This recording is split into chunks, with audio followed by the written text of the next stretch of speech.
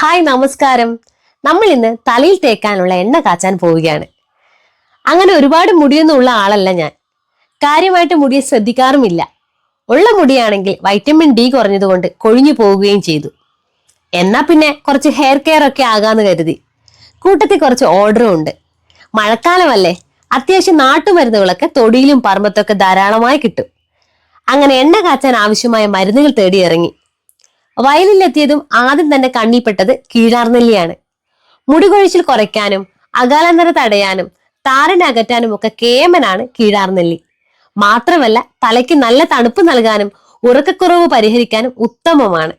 നമ്മുടെ ആവശ്യത്തിനുള്ള കീഴാർനെല്ലി കിട്ടി. ഇനി നമുക്ക് വേണ്ടത് പൂവാങ്കുരുന്നിലയാണ്. പൂവാങ്കുരുന്നിലയുടെ പ്രധാന ഗുണം എന്ന് വെച്ചാൽ താരം മാറ്റാനും മുടി വളർച്ച കൂട്ടാനും തലയിലെ അമിത ചൂട് കുറച്ച് കൺകുളിർമ നൽകാനും സുഖനിദ്രയ്ക്കും പൂവാങ്കുരുന്നില ഉത്തമമാണ്. ഞാൻ ഉണ്ടാക്കുന്ന കൺമഷിയിലെ പ്രധാന ചേരുവയാണ് പൂവാങ്കുരുന്നില. ആവശ്യത്തിന് വേണ്ട പൂവാങ്കുരുന്നിലയും കിട്ടി.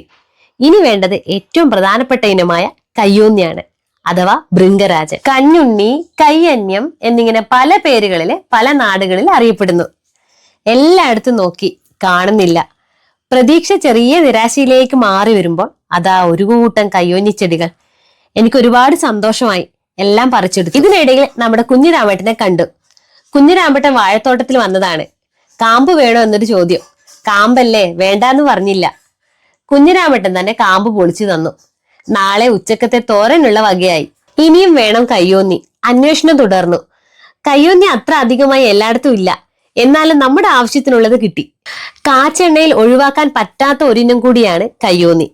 മുടിക്ക് നല്ല കറുപ്പ് നിറം നൽകാനും മുടിവേരുകളെ ശക്തമാക്കി മുടി കൊഴിച്ചിൽ പെട്ടെന്ന് നിർത്തി മുടി തഴച്ചു വളരാനും കയ്യോന്നി വളരെ ഉത്തമമാണ്. ആന്റി ബാക്ടീരിയൽ, ആന്റി ഫംഗൽ ഗുണങ്ങൾ അടങ്ങിയ കരിന്തുളസിയും പറിച്ചു.